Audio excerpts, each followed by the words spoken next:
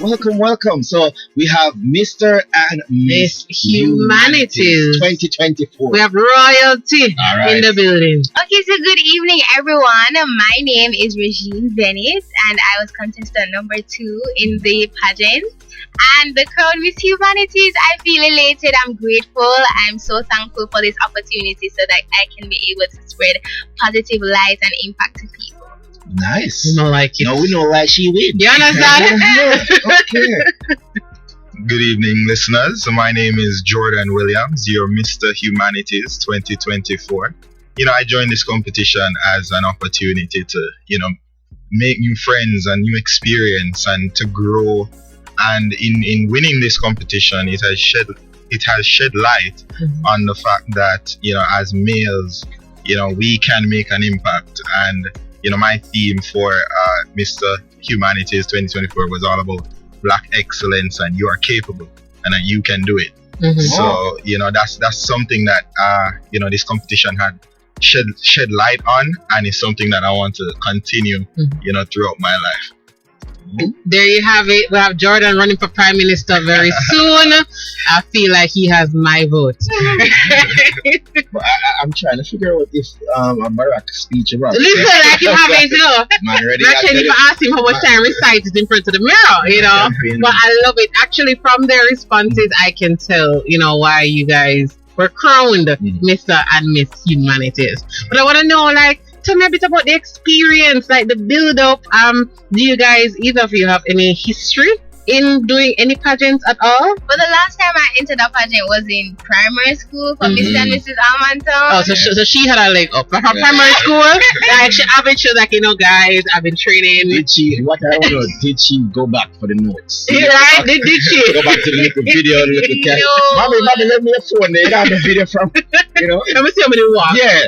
Little brush up and anything like that. It was quite an experience, though, I must say. Pageantry does take a lot in terms of preparation and behind the scenes before the night itself. Yeah. So we had walk and voice training, we had speech, talent, opening dance. It was so much, and we have to tackle with that. Yeah. Find our own little balance. But just engaging with the contestants and forming a family with the help of our coaches and those who helped to organize it, we made it happen. There were ups and downs, trying to piece things together, sometimes even last minute, but believe I do tell Dante and Kitty. But through the support system that we had, we made it happen as a team. We helped each other along the way, though it was a pageant. It was really competitive, but we saw the need to have togetherness, and we made it happen. So that's what I'm truly grateful about too. And even in the experience in and of itself, we definitely grew, improved in different areas, such as just public speaking or how we would walk, because it's a different kind of walk and posture for pageantry. So that was also something that was a learning curve for me. And I would say, all in all, just the production, it was something like lights, camera, action, and I'm all for that. So that was pretty cool. How about you, Jordon? What was your experience like? Any past experience? Yeah, so I've never had a past experience. But my family has been involved, in the whole pageantry setting. My aunt and even my sister, when she was young, she was a part of a pageant. So, I was always a part of that, and, a part of the behind the scenes and stuff like that. So that kind of garnered some level of experience for me. Yeah. But, for the whole experience of the pageant, it was amazing. Yeah. I will say in the beginning, I was like, hey, it's kind of look shaky, with school and all. Yeah. And because I'm a commuting student as well, and, sometimes some of the rehearsals were late. Yeah. So, it was a bit rough. So I had to, plan ahead and figure out what I would do. I missed, a couple of the rehearsals, but I made sure to, make up for it in my own time. Yeah. And I consulted with drama teachers and stuff like that to help with my piece. So I had a lot of outside help, and, the contestants, they were all amazing. I had a chance to speak with all of them, coming from different countries as well. So it was an amazing experience, I will say. Especially for the guys, we developed some level of brotherhood. Yeah. And it was fun. I like how that brought you guys together. Everybody come together. But my next question though, for Reajean, winning also the best talent female. Mm-hmm. What was that like? What was your talent piece? What did you do? My talent piece was a mixture of rap and What? spoken. All right. Hold on, we're gonna need that on air because we hear rap and spoken word. A Valentine's Day just not here. Get rapping chicken. Rap? Yes, I did a little piece of rap. I did a little piece of spoken word, just like in a skit style, and I danced. So like a pepper pot, you just put a little thing, Yes, together. pot, yeah. Okay, nice. You know, she used the theme very wisely. Yeah. A mosaic of culture. That's what you did there. Other sectional prizes went to David Grant from Most Congenial, Most Poised, Gabrielle Downey. We have Best Evenwear Female, Gabrielle Downey again. And we have Best Talent, Jordon Campbell for the male. But Mr. Williams, you took home Best Evening Wear. So what was that about? Special suit, a lucky suit. So, for the evening wear, it was a long deliberation as to whether, I would go inside my closet or I would, try to find something. Yeah. So I remember I was on Instagram and I remember there's this guy on Instagram, Statement Pieces by Chris. Yeah. And I texted him and I was like, hey, we need something for this. And, I went to the store and we chat and, he picked out this and he's like, hey, if you want to be different, this is the suit to wear. And it was a blue jacket with a yellow tie and with a lapel pin. Yeah, yellow lapel pin was a perfect pop to the blue suit. Yeah. So, winning best evening wear, it was going to happen. Okay. No choice. It did not have a choice. Yeah. Once you saw the suit, I hit that all who thought them never get none. Yeah, I hit that setback. But I definitely want to say also big up to that the first runner-up Jordon Campbell, second runner-up for the males David Grant, and also in the female category I see here the first runner-up Abigail Morgan and second runner-up Gabrielle Downey. So now that you were winners on the night, the last part of the nerviness part, nerviness, where you have the announcement being made, probably top 3, top 5, and then I say, all right, second runner up so and so, and the winner. What was that moment like? They actually flipped the script for us. They said that they would announce the first runner up, and then we automatically know the winner. So when I heard first runner up, you never want to hear your name for that one. Not at all.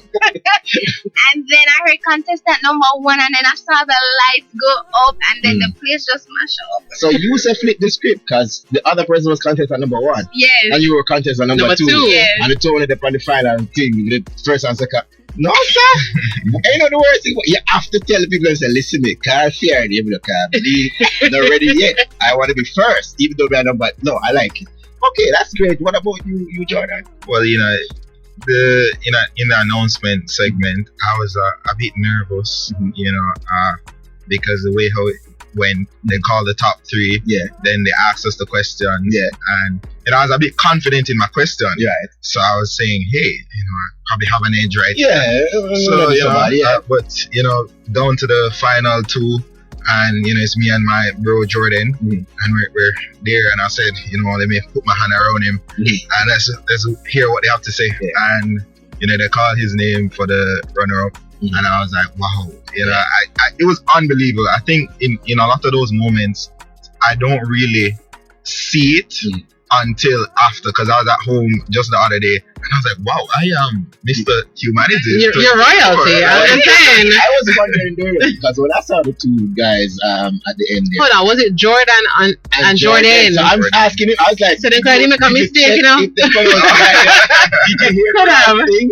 Well, to be honest, I just heard them say something with Jordon, and everybody started making noise, the lights. So let's start celebrating. And then I just started clapping, and then I saw the past Miss Humanities coming across to Jordon, and then I was like, oh, okay, so it's Jordon. I was just, I was happy for him. At this point, if I was the announcer and I said the wrong one, I work with them. I'm saying no, and I'm not changing it. No, but it was deserved. But what I want to know now is what was the most challenging part of this whole journey? Yeah. What was the biggest adjustment? I would say 2 things. One, managing my time, especially with the late rehearsals, because I'm a commuter too, so that was a big challenge. And eating, that was a challenge. Because we had to eat some food? Yeah, I mean, sometimes I would lose appetite because I would just like have practice and then sometimes skip. Like, so you missed your eating. Okay. To stay on track, that was a challenge, and also preparing my talent piece, it was a lot. Well, you see that? Nobody never tell you to do it, but it worked for you. What about you, Jordon? Yes, I would share the same sentiment as Reajean.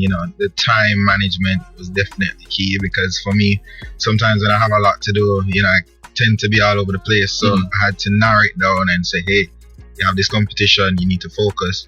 And with the talent piece as well, it was a case where I was wondering what I was going to do, like even like a week before the competition. And I was saying, hey, I can do a dub, but I have to make it short. So, I linked up with drama teachers and we worked together and we made it happen. And I feel like the piece was, very good. There's a line in it that says black loyalty elevating to royalty, and I feel like that line took the cake, so so it was very fun. The whole process was fun, and those are just 2 pointers, as well as I would say it helped with my personal development and definitely figuring out who I am as a person, and I think trying to define who I am, as I said, I think these things bring out things from you. They want to see what's inside, and then you get to explore and find yourself as well. Put yourself on the spotlight. No, I think there were prizes. Yeah. What are some of these prizes that you have won? Yes. Well, we're not trying fast no more. They're fast. Me curious, in fast. I'm taking a look. Well, the top prize is an Airbnb stay, thanks to Lumen. House of Lumen. And we got, we also got gift basket courtesy of Island Grill and Union One Express, and I also got a bonnet as a girl from June. Nighttime, I got nice to know. What I want to know is that, because if you don't see me out there at the Airbnb, I just coming to sweep up, so if you need anybody to move things around, I'll be there. Contact you. So what has the feedback been since this announcement, like being on campus, walking on campus now? What is it like? The feedback has been great. My supporters are A1, from my family to my friends to people who don't even know me from foreign. They have just been so great towards me on campus. They're like, the queen is coming in, and the queen is here. They were like, I knew you would win. Congratulations. We can't wait to see what you do for the faculty as our queen. And they've just been so nice. They're just over nice. They're just kind. They're just so pleasant, and they're just so happy to see me win, and I love that. She described nice and I share herself. She described I can't see why she. You can't see why.